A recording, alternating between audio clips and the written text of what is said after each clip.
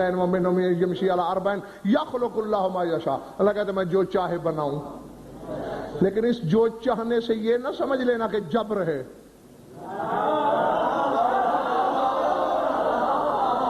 بناتا وہ جو چاہتا ہے، لیکن شے وہی بنتی ہے جو اس کا استحقاق ہوتا ہے.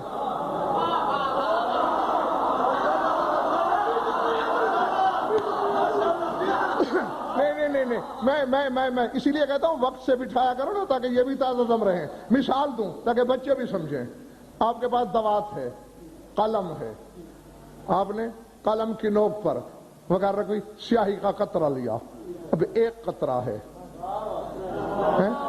حالانکہ روز ہر کوئی قلم دوات دیکھتا ہے، لیکن اس حقیقت کی خبر بڑے بڑوں کو بھی نہیں. اب یہ جو قلم کی نوک پہ قطرہ آیا ہے نا سیاہی کا، اس میں شکیل بخاری الف سے یہ تک سارے حرف چھپے ہیں، جو چاہے لکھ لو.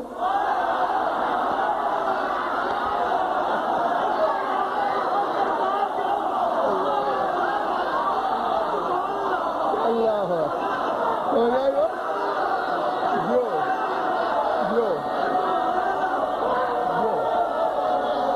ہاں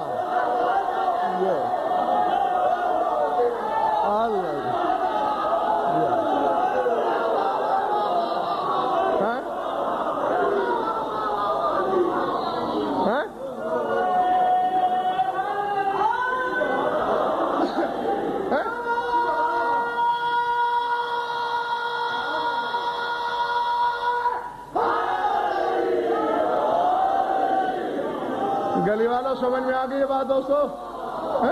الف سے یہ تک سارے حرف اس میں چھپے ہوئے ہیں، جو چاہے لکھو. اب اگر تم نے الف لکھ دیا، کون جاہل کہہ سکتا ہے کہ اس قطرے میں بے لکھنے کی صلاحیت نہیں تھی؟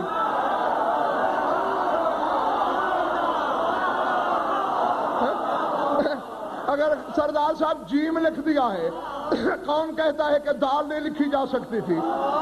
بس یہی بات ہے، جو چاہو لکھ دو، لیکن لکھا حرف جائے گا اور اسی رنگ کی روشنائی سے جیسی وہ ہے.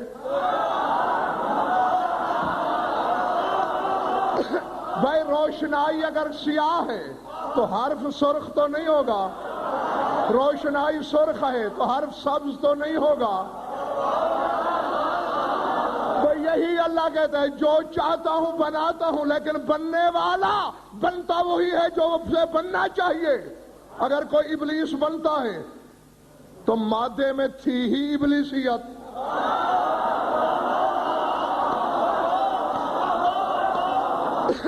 اگر کوئی علی بنتا ہے تو مادے میں تھی ہی علویت. اگر کوئی محمد بنتا ہے تو مادے میں حمد ہی حمد تھا.